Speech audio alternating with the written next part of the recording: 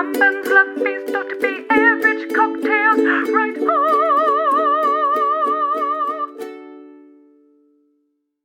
Greetings ladies and gentlemen from Dr. Bertram Everidge, and welcome to the second video of the Abstinence of Everidge. Yes, we are 8 days in to our low alcohol journey. Now, how is it going? Well, in true set your pants on fire style, the dangerous yet camera shy paramour and I proceeded to kick off the Abstinence of Everidge by going out to a gig, meaning that I had to find something non or very low alcohol based to drink, and as I didn't fancy drinking Coca-Cola all night, I thought I would try one of the non-alcoholic beers that they had on offer. Well, the only non-alcoholic beer the venue had on offer, which was god-awful. Very, very terrible. Since then I've been trying various different non or low alcoholic beers with varying degrees of success. Some of them are actually fairly palatable and some of them are dreadful, and I will continue to experiment as this goes on. I've also had some excellent suggestions for non-alcoholic beers to try, and a suggestion from our friend Dr. Cornelius Porridge of a low alcohol cider to try, so rest assured I shall be doing that. Now, before we move on to today's non-alcoholic cocktail, there is just a follow-up point about the cocktail from our first video, which was the Virgin Breakfast Martini. Having tried the drink, the orange essence really did linger very, very much, so I would like to add an addendum to the previous addendum of maybe pare it down a little bit to flat out cut out the orange essence from that recipe. It really doesn't need it, and the dangerous yet camera shy paramour was belching orange essence for almost an entire week. So there we go. Now, today's non-alcoholic cocktail is entirely non-alcoholic. We are not using any low alcohol spirits or anything along those lines. So for those of you who can't have any alcohol at all, this is the one for you.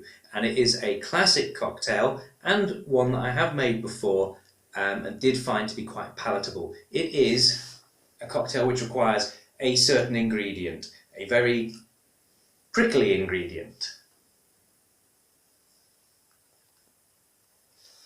Fantastic. Thank you very much, my dear. Yes, a pineapple. We are today going to make a virgin pina colada. Now, before we can make that drink, this needs to be converted from an entire pineapple to a chopped one. And there, ladies and gentlemen, we have lovely chunks of chopped pineapple, which we need for our virgin pina colada. For this drink, we are also going to require crushed ice, which the dangerous yet camera shy paramour loves to make.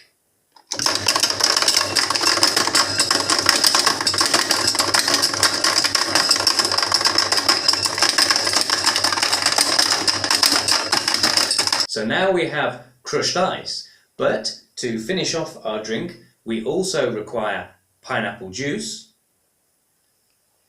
and coconut cream. So now we have all of our ingredients. They all need to go into a blender and be mixed up good and proper. And as that is another bit that makes noise, you guessed it, the dangerous yet camera shy paramour likes to do this bit.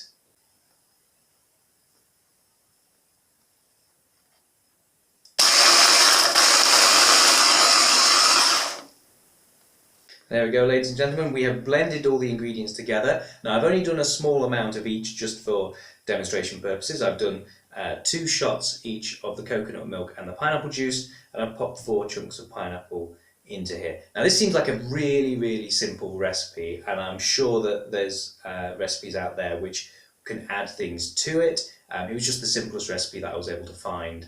But I do know that sometimes people like to put lime juice in, or a little bit of a cherry flavour. Again, you know, you can have a lot of fun playing with this and see if you can zhuzh it up a little bit. Let's give it a try. Now, what I mentioned in the last video about making a cocktail feel like an event, this is a prime example of. You don't want to just put it in any old glass, so I've got very nice champagne saucer type of thing. You can put it in a hurricane glass. Whatever you do, make a little bit of an event out of it, make it fun, so you get that lovely, wonderful cocktail feeling. Let's give it a pour.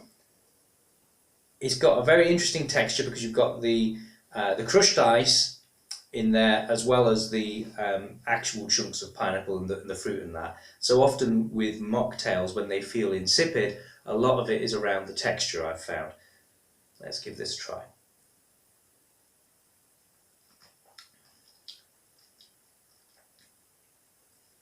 It does have the feel of a pina colada. I'm not, you obviously aren't detecting that heavy alcohol hit at the bottom, but it does actually feel like you're drinking something, a real cocktail, an actual cocktail. So that's really nice. I think that's a successful thing to try, and a very nice thing to have during the Abstinence of Everidge. I'm going to take my time and enjoy that, but in the meantime, before I enjoy that in its fullness, I'm going to try one of these non-alcoholic beers that I have not had before. I genuinely haven't had any of these before. Pick at random, that one. Okay, Ghost Ship.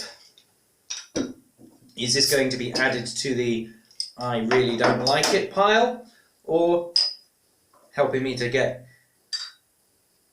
through the Abstinence of Everidge with some tasty beer on my side? Let's give it a pour. Well, it certainly smells like a beer. Some of these non-alcoholic beers really do have a very, very odd smell to them. The one I had at the gig on the first day had a kind of fish food smell to it. It was very bizarre. But this smells like an actual beer. It smells kind of hoppy, and I'm not normally a fan of hoppy beers, but let's give it a try.